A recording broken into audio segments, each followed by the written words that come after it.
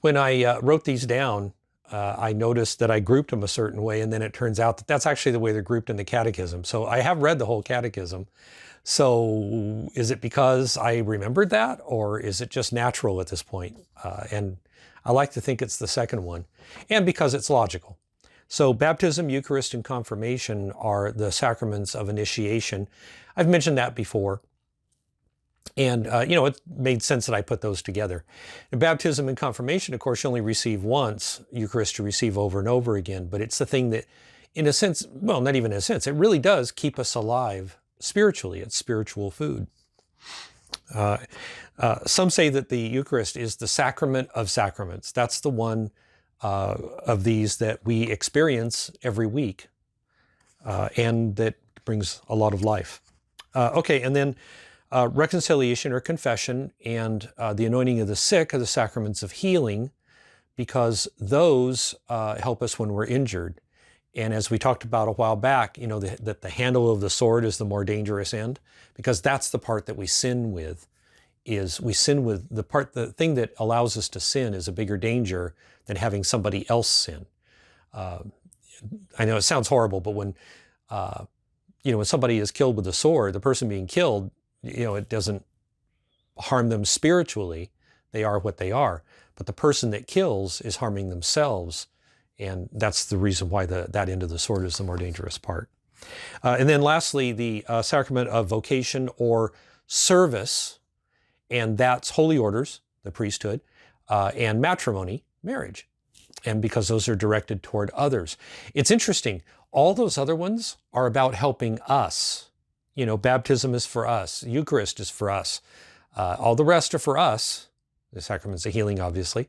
But in becoming a priest or becoming married, it's about a life of service to others. So that's the one that's there for the sanctification, the making holy of others. So let's look at this a little bit more. So what are the sacraments, though? I mean, we know there's the 7. Some of you can name them all. But what is it really? And there's a few things about the sacraments that you probably want to think about. One of them is they all involve something physical. So, some people try to be really spiritual and I don't know, just not, I'm too spiritual to deal with all the worldly stuff and everything else. But, and some people, as we've heard about, in history, took this so extreme that at the end of their lives, they tried to starve themselves to death so they could be completely spiritual. But the sacraments are physical in one sense or another. So what we say is that the sacraments are an outward sign instituted by Christ to give grace. Okay? Outward sign is the physical part. So first off, what's the physical part for all these? Okay, for baptism, what's the physical part? Yeah, water. You knew that. Eucharist, the physical part is bread and wine. And this is important because, it's the body and blood of Christ. Literally, that's what it is from the consecration. But the outward sign, the part we see, is bread and wine. The appearance is bread and wine. And that's the outward sign in that sense. Hope that makes sense. So, and then confirmation, oil. Okay. Then confession, it's the words of absolution. So we have water, bread, wine, oil. So we've covered things that are related kind of to food and health and other ways, things that just about everybody in the world experiences. Just about everybody in the world, uses oil. Oil is used in cooking, of course. But even if you go up to the far north, to the Inuit, they used to hunt whales. I don't know if they still do. But if they hunted whales, one of the things they used was the oil from the whale. So there you go. It's every place. In confession, it's the words of absolution. So it's another part of human life that we all experience. The idea is that these are all things that we all can understand. In anointing the sick, they use oil and pray over the person for strengthening and everything. But again, it's something that's, somewhat ordinary. It's something we experience in other ways. Holy orders, it's the imposition of hands and designating the priest for a task. And of course, that's something that we do as well. And we don't use it with the same motion, but the idea is that we do sometimes if we're in a position to, we ask somebody or give somebody else the authority to do something. And then matrimony this is a really good one. So I have been in situations where somebody say, what's the outward sign of matrimony? And I don't even want to tell you all the details of this, but basically, and I said, well, because I was in that class and the teacher's supposed to know. And I said, well, it's the promises that the couple make to each other. And they said, wrong, it's the ring. And no, the ring is not it. And you can check the catechism, and I gave you the link for that. No, the ring is not it. You don't have to exchange rings to be married. That is not part of Catholic teaching at all. In different cultures, they use rings. In other cultures, they might put a ring through the nose in the old days. And there's probably, I'm sure, places in the world that still work that way. But the idea is that it's the promises that they make. And in the Catholic Church, in marriage, they make the promises in front of witnesses. They make the promises in front of representatives of the church because those promises are made in front of the whole church. You go, well, they didn't get the whole church, all, a billion plus people in there. No, but the people that are there represent the church. So we're going to talk a lot about marriage. Let's go through these a little bit one more time. And you kind of know baptism gets talked about a lot. The Eucharist as the sacrament of sacraments, that's in the book, in the catechism link. And that's the thing that keeps us going. Let's see, confirmation you're about to receive. And that is the final strengthening and setting you aside for the task. In the old days, did you know? Now the bishop will just put a little bit of oil on your head. But in the old days, and you can read this in the Bible and some of the stories of some of the kings, the priest would come and just pour oil on their head. I mean, they weren't like using a little bit, it was a lot. And that was an anointing. Oil is something that used to be used for athletes. I suppose some still do. But in some places they would rub oil on after working out, as some kind of a treatment with sore muscles. I don't know. Can't say I've had any experience with that. But it was consecrating for a purpose in ancient times, going way back. Confession, the words of absolution. I don't know if you've noticed, now it depends. Right now, of course, there's a pandemic, so we're not doing the actual touching of people in confession. But if you've had the experience of having a priest who absolves you, and he says, I think of the Latin right away, ego te absolvo. I forgive you, absolve you of your sins, and the words of absolution, which here you go. There they are. But some of the time, if you're very lucky, you'll have the priest will put his hand on your head when he says it. And if you look at the gospel, you'll see a few times where Jesus healed someone and it says that he touched them. And with the children, with the leper that came to him, that really chokes me up kind of, because it's the leper goes to Jesus, somebody who could not be touched. No one's going to touch a leper because of the chance of catching leprosy. And he goes up to Jesus and says, if you will to do it, you can heal me. And Jesus says, I do will it. And he touches him. And there's a whole thing on that, which I've given you a link someplace on a presentation. Oh, it's on the playlist. The one from Mark, the story of the woman with a hemorrhage. Anyway, when Jesus touches someone, perfection, holiness, is touching what's not holy. The disease is not holy. I mean, that's not something that is good for a human. And when he touches them, one of two things has got to happen. Either Jesus catches the leprosy, which isn't going to happen, or the good is stronger than the disease and floods out of Jesus and drives it out. And that's kind of something that's interesting to kind of picture.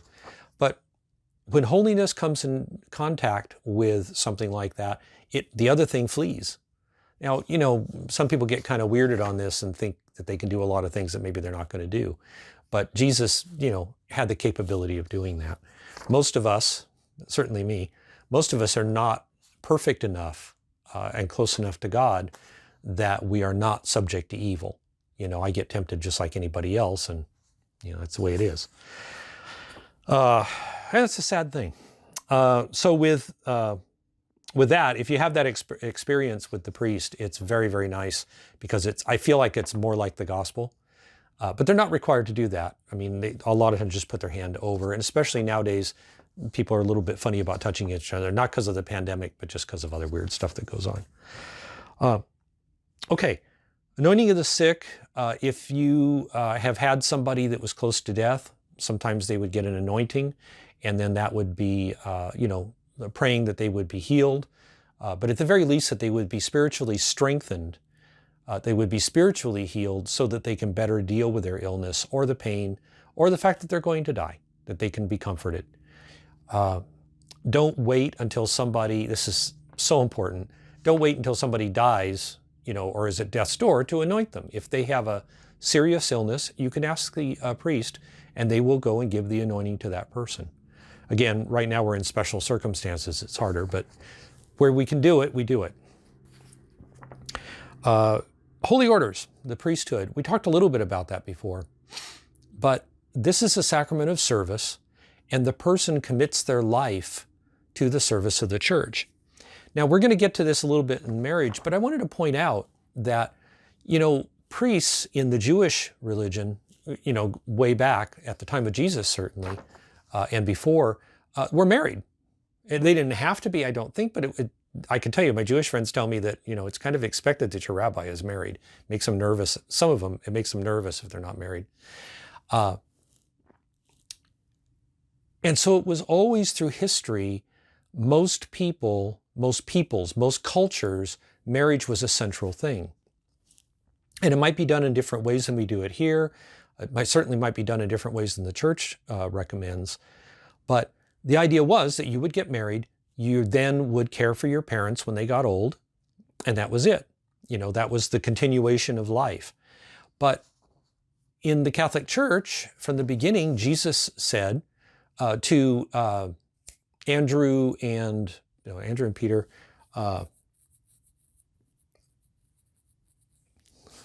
completely forgot. James and John, said to James and John, because I forgot before, said to James and John, follow me. And it says they got up and left their father at the fishing boats. They were fishermen. Left their father and followed Jesus. And that's symbolic of leaving the parents to go off and become a priest. So when that happens, they're not in a position to care for the parents anymore. And this is a real break with the way things have been in the world for thousands and thousands of years. This is a major change. And of course, the work of a priest, if they do it right, is very, very hard. I mean, it's a lot of work, and it's hard caring for people and hearing people's sins and seeing people suffering, and all the funerals and all the people that died early and everything else. I mean, it can be hard.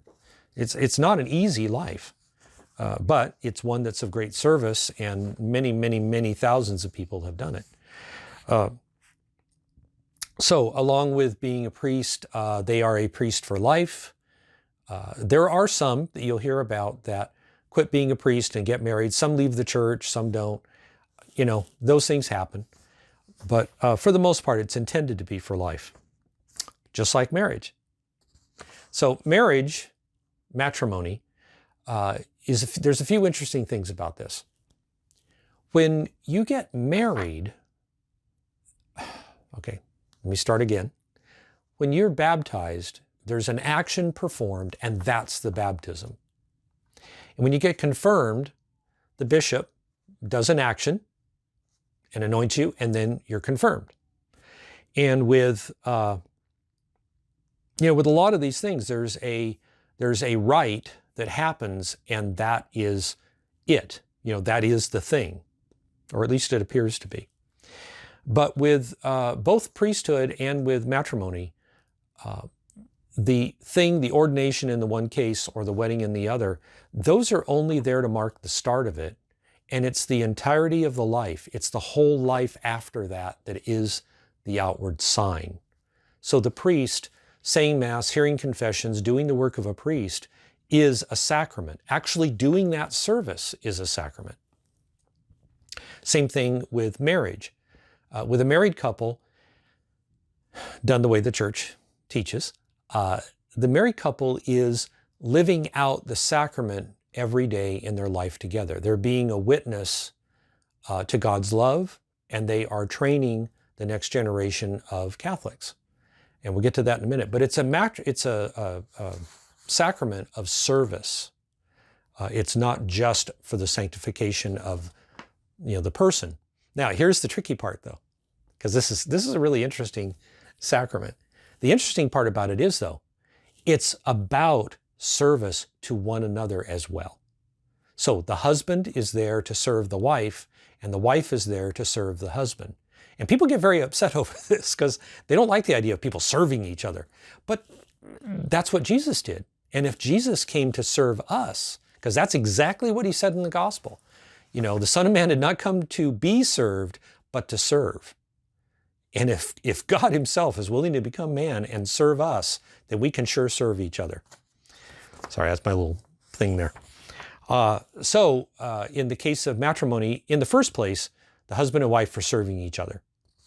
In the next is when they have children, and whether they have the children by biology, or if they have the children by adoption, or simply being people that dedicate their life to serving children in some other way, that is a life of service to those children. And I don't know if you really think about your parents as taking on the role of parents as a way of serving you. But in the purest sense, that's what happens. Now, obviously, some people get married and have children, don't really try. They just don't think about it. It just happens and they have children. But, when they got married, if they're married in the church, you commit that you are open to children, that you're willing. It doesn't mean you will have them. It doesn't mean that you won't just adopt or, do it some other way. But you have to be open to it. And if it happens, even if it is a surprise in one sense, it's not a surprise in another sense. And it is an openness to a life of service to those children. And I can tell you, being a grandfather, that it's also a commitment to being to the service of the grandchildren. If you are blessed and you have grandchildren someday, you are there to serve your grandchildren. That doesn't mean giving them everything they want. Although, it's funny, I had a recent experience with one of mine. Sometimes they go through a rough time, and, it's hard being a child, that. And I still remember. But it's hard being a child, and there are times that they say, oh, the grandparents are there to spoil the children. Sometimes the children need to be spoiled. Sometimes life is so hard that we just do whatever we can. And so I don't remember now, I think it was about what we were going to get for dinner or something. And we said, well, what would you like for dinner? And my granddaughter goes, oh, I don't, whatever's not going to be too hard for you, whatever's easy for you. And it's like, no, what would you like? Because we're here to serve you. And, life is rough. This is a time where actually somebody just wants to take good care of you and just wants you to have a really nice time. And spoiling the children, that's not really spoiling them, but doing things like that for them, serving them that way, teaches them a lot, but really it just makes their life better. And that's a lot of what serving people is just trying to help them work toward happiness and holiness. So a few other things that are interesting. I listen to a lot of lectures on history and philosophy and a lot of other things, literature. I like learning stuff all the time. I just love stuff like that. I like to understand things. And I like to bring some of that to you. So speaking of which, marriage in Egypt. I read a little bit about, or listened to a lecture on marriage in Egypt. And I thought it might be interesting to look at some of that and then think about how that compares to Catholic marriage. I don't know. And this is like 5,000 years ago. Egypt was pretty stable for about 3,000 years, relatively. And so what was marriage like there? And, you might think they had arranged marriage, that their parents told them who to marry, but the lecturer said that actually there's no evidence for that. It appears that they met somebody and fell in love and got married, just like people can today. So that's interesting. Uh, they didn't really see a real wedding ceremony. Apparently, they just start living together and that's the marriage. That's not very far off from the Catholic idea that the marriage is something between the people, and everything else we do, some things are required by the government, but some things we do just to formalize it and have witnesses in the church. It emphasizes the idea that we're all one, and that we don't just go off and do something apart from everybody else exactly. We're always in it together as community. But anyway, so here's the interesting thing.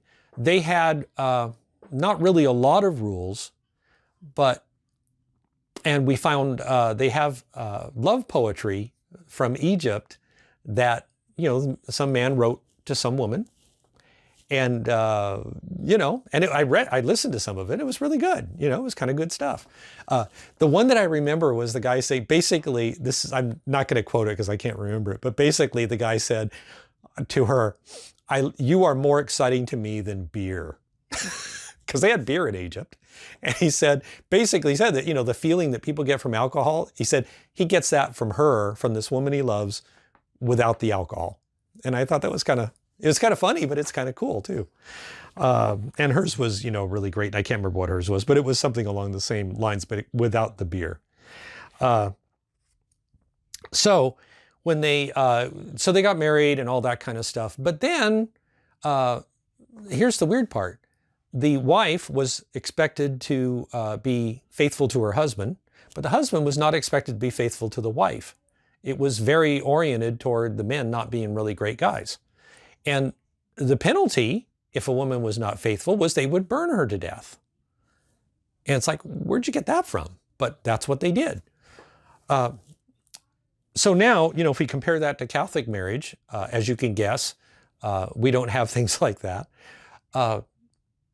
When Jesus talked about adultery, when Jesus talked about marriage, everything else, he would say that it worked for the man and the woman. And he never said, oh yeah, the men can do what they want, but the women have to do this. It was never that way. He would actually take the time in the gospel, and you can look this up, to say, that if the man does it and causes the woman, if he causes her to commit adultery because he doesn't take good care of her, he divorces her, that's a problem. He sinned. If she does it and causes him to commit adultery, she sins. But it's the same rules. If you look, it's the same rules all the time for both. Real equality didn't exist in there. And this is one of the things that both Judaism and Christianity see marriage as a partnership. Now, one of the things that really also bothers people sometimes is that we have the reading in Ephesians 5:21-33. So the whole submissive thing, the idea that the husband is the head of the family, that really bothers a lot of people, especially right now. But we have to look at what that really means. In the first place, it says, husbands, love your wives. It doesn't say use them. It says love them. And also that to love her as yourself. Love her the way that, and this is the hard part, love her the way that Christ loves the church. And that's a very, very high bar to hit. So if the man is marked as the head, look at what he's expected to do. Because it doesn't say the woman has to, be like Christ. In that sense, obviously she does. But so this is the only place where maybe it looks a little uneven, but it's kind of like heavier on one side and then it balances out on the other maybe.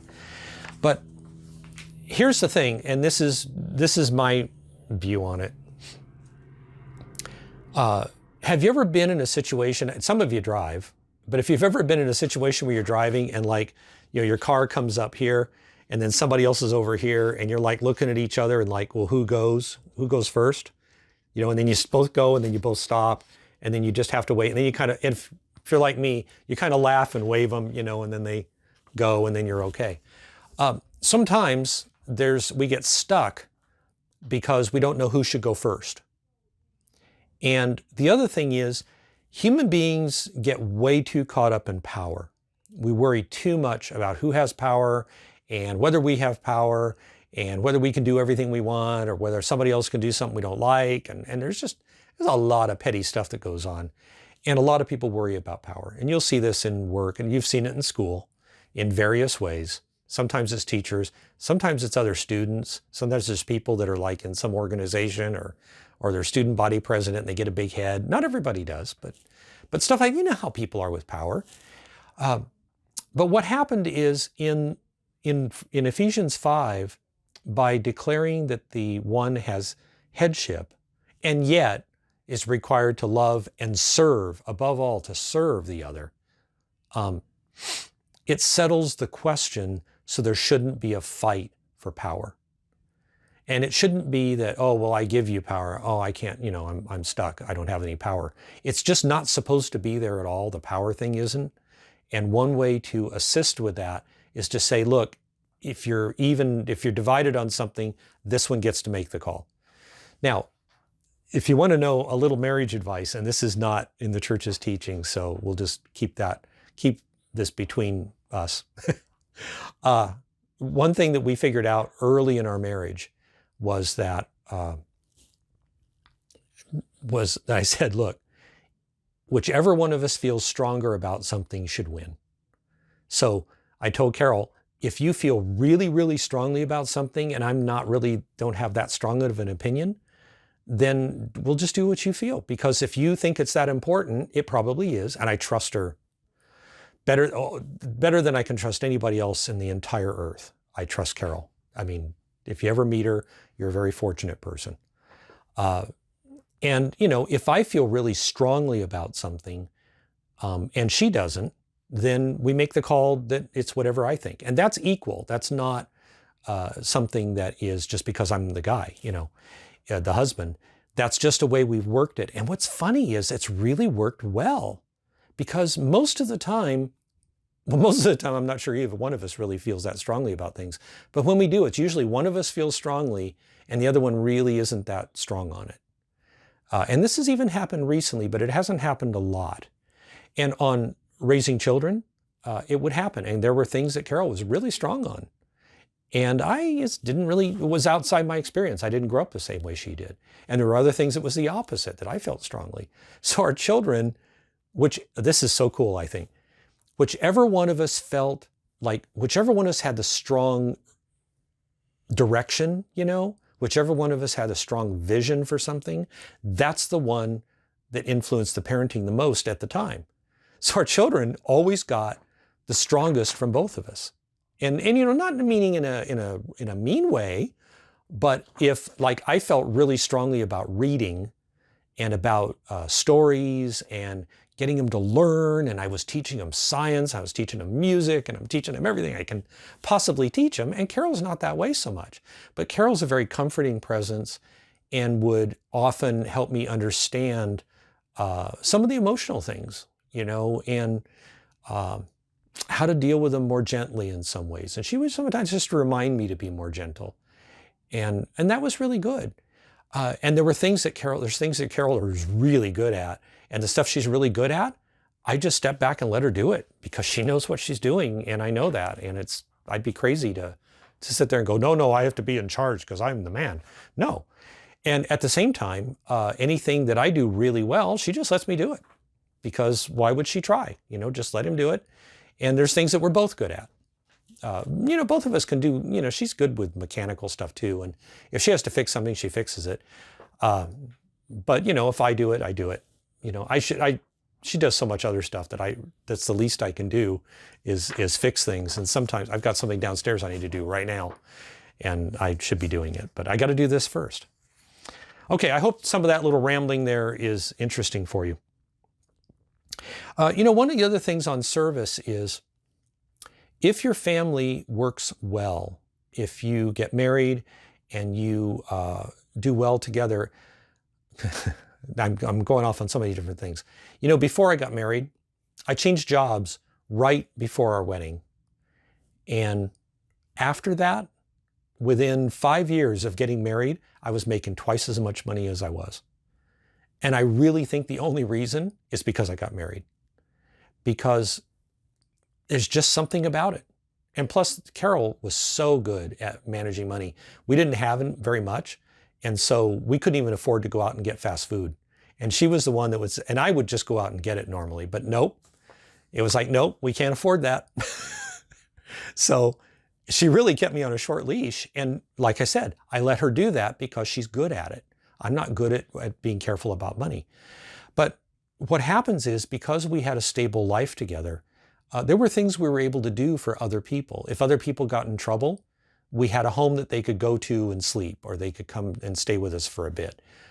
When people were poor and came to the door and needed food and stuff, Carol was good with food, so we'd give them some food. Because thanks to Carol, we managed money better. We had money to give the poor, and that's her job. Her job is to figure out where the money has to go. And part of that is that there's a certain amount that has to go to the poor. And not just the poor, but running the church and things that are good causes. But primarily it goes to the poor. And we find charities that really do spend the money to help people, and not just spend it on advertising so that somebody that runs the charity can get rich, because that's a lot of them, if not most. Anyway, in the actual wedding ceremony, if you listen closely toward the very end, it's the last prayer over the couple. Sometimes you'll hear a part that says that, basically live your lives in a way that the poor will welcome you into heaven. That because of your service to the poor, that when you die, they will be there in heaven to go, hey, we remember you. And it's just a beautiful picture. I really like that. It was something that really struck me in the wedding ceremony.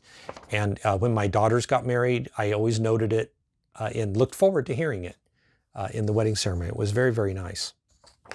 So that's the information on matrimony there. But I just want to give you one more thing. Maybe of all the sacraments, matrimony may be the one that can get you in the most trouble. The whole relationship of men and women has always been a problem throughout history. There's always been bad marriages. There's always been people that just used one another. Sometimes people would use somebody else. They would marry somebody else just for their money. Sometimes they would marry them because they're beautiful. Sometimes they'd marry them to use them for sex. There's all sorts of things that go on. And, half the marriages end in divorce. And it doesn't matter if they're Catholic. Now, if you go to Mass, go to confession, receive the Eucharist, read Scripture, try to follow the teachings of the church the best you can, and especially if you don't miss Mass. I mean, you could miss Mass once in a while. I missed Mass because I got chickenpox once and I couldn't go to Mass. And of course, with the pandemic, I had to go online for a while, but I'm back going in person now. But where you can avoid it, you don't miss Mass. You'll find that you have a way better chance, statistically, you have a better chance of staying together. The other thing is that we want to look at what the church says, what Christ said about marriage, and live that way and not the way the world says.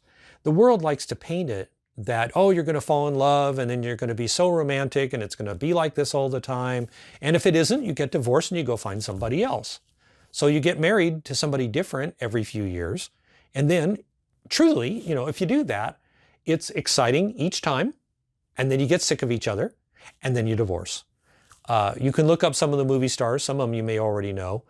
The ones from my day, were, ones like Elizabeth Taylor. I can't remember if she had 7 or 8 husbands. One guy she married twice. It's like, oh, I forgot. Oh, I married you before. Oh, well, too late. We'll get married a second time. There's a lot of this that goes on. And, you look at celebrities. Some of you are probably aware of celebrities that recently announced their divorce. And you could listen to this video anytime and that'll still be true, because some celebrities always announcing they're getting a divorce. And often they were a big deal before. And then, it's gone. There was one guy whose name escapes me right now, and he's Catholic, and he's very visibly Catholic. And he's been married a long time. And, I hope they stay together. It's been a really long time. Mark Wahlberg, that's the guy. So you can look them up. I don't know, that doesn't mean anything, I suppose. But I can tell you that statistically, if you really follow the faith, you're a lot less likely to get divorced. Dating. Dating in many ways is practice for divorce. People date, they break up. They date somebody else, they break up. I was engaged to somebody before my wife. She was a family friend, and, you know, I mean, we just fought all the time. It was miserable. There was an entirely miserable relationship for 5 years. Yeah. We broke up every 6 weeks, I think. You know, it was not like, oh, it's 6 weeks, it's time to break up. But we broke up a lot. And it was miserable. It was miserable for her. It was miserable for me. I was not a good person to be in a relationship. And, you know, I'm not saying it was definitely not her. You know, I had problems. She had problems. We all had problems. But the point is, it just basically is practice. If we had got married, we would have been divorced in a year, and probably would have had a kid. And then I'd be some, you know, old guy with divorces and children that I didn't grow up with and don't know who I am. You know, it's just horrible. So don't do that to yourself. Take good care of yourself. Think about this and marry somebody. If you're going to get married, marry somebody that really wants to do it this way, that they want mutual service. They want to love, not in necessarily just a romantic way. And I'm not saying that when you're old and married, you know, we've been married almost 40 years. You know, it doesn't mean there's nothing romantic, but it's not the same as dating. It's not that there's no mystery, because my wife Carol is still a mystery to me. And I learned things about her, but more, I've just realized that she's a person of depth, and I'm probably not going to really ever understand her in this life. I don't know if she thinks she understands me or not. The other thing I wanted to tell you is how much marriage has changed me, in that I really grew up messed up. I grew up in a family that was messed up. I was messed up. I'm still probably a little messed up, maybe a lot messed up. And in marriage, because I had to serve Carol, I had to, in a sense, I had to suppress some of my problems. I had to put them aside, and sometimes I had to completely get rid of them in order to do my job in the marriage. And she's, you know, maybe she did some of that too, and I can ask her, we can ask her, you know, what did you learn from marriage? What did you change? What changed in you from marriage? I think it would be a good thing to ask your parents, aunts, uncles, anybody you want. And you can ask me a question in your response, and I'll answer your question. You can ask me anything. Seriously, you can always ask me anything. I don't know if I'll answer. No, I'll probably answer you. But, you know, it has changed me. I am gentler. I definitely am smarter with people. I understand people better from marriage, not just because of trying to get along with Carol, but also because of seeing her example, because she's really, really good with people. And I have become better with people because of her, just from being around somebody that much. If you marry somebody that is holier than yourself, I mean real holiness, not somebody that looks holy and fakes it, you know, because just going around all the time acting holy may not be it. If they really, really are close to Christ, that's a better match. And if they're closer to Christ than you, then you have a good chance to grow like I did. And that's a wonderful thing. And we can ask her, you know, we can ask her questions. Wow, that's kind of a hard question. It's the first thing that comes to your mind. I think the first thing that comes to my mind is that it made me live for more than just myself. You know, that when I was single, it was all about what my plans were, what I was going to do, where I was going to go, what I felt like. If I didn't feel like doing something, I could just not do it, decide not to do it. But once you get married, it's not just about you anymore. It's about the other person. And of course, when you have children, even more so, it's about the family. And so it's a lot like what I feel our faith should be more like, that we are not about living for ourselves, but we're living for the Lord. That's a lot how it is in marriage, which is interesting that the Lord uses that example of our relationship to Him as being like the relationship between a husband and a wife. But that my purpose, my life, what I'm supposed to be doing with my life should not be centered around me, but centered around another person, or in a sense, the will of my husband, the will of my family. And I don't mean that in a way that, like my husband, like Ed, would say, oh, I want to do this, and so you have to do it. I mean, not like that submissive attitude, but more that I want to please my husband. I want to please my family and make them happy, have them have a good life, and make things comfortable and nice for them.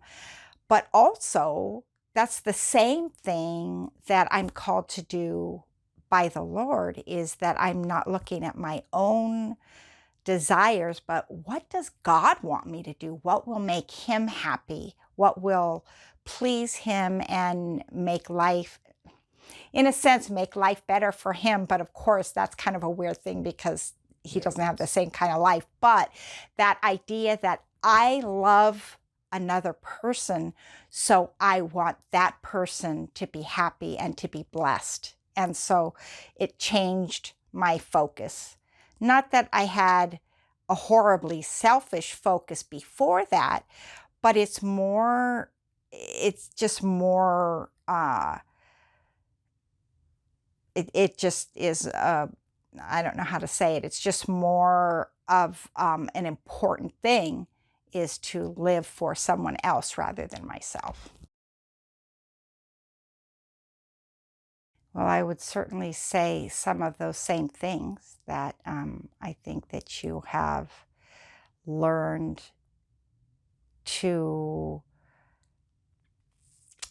consider the effects of the way that you are and the things that you say and the things that you do, to consider the effects of those things on me and on the family. That again, it's not all about you. It's about your family, about your wife, and how those things affect me. When I think of it from a man's point of view, not so much probably with you, because you didn't have a large social life outside of our relationship. But I see it with other people that I know, that there's not necessarily anything wrong with having a night out with the guys and going to do things. And hopefully that is a good thing, that you spend time with other people that you care about. But when you get married, and I suppose to some degree I have done this because I've had more social things going on, but you have to think about how that affects the relationship in the marriage. That you can't have the attitude like, well, I'm going out with my buddies or with my girlfriends, and it doesn't matter what you're doing. You can just stay home or you can do whatever. But that idea that you kind of have this partnership, and that you have to go forward with the idea that we're doing this together, not separate. We're doing this, and we'll talk about it, and we'll see what works for us. Of course, it's different for every couple, but you have to figure out what's going to work for you together. I hope some of this is helpful. Take good care of yourself. Marriage especially, that whole dating thing, be so careful. Just remember, don't make it practice for divorce. And just, yeah. And if you have any questions, ask. Anyway, thank you for listening. Thank you for listening. Sorry, I'm losing my voice. And I hope your week is really good. Bye-bye.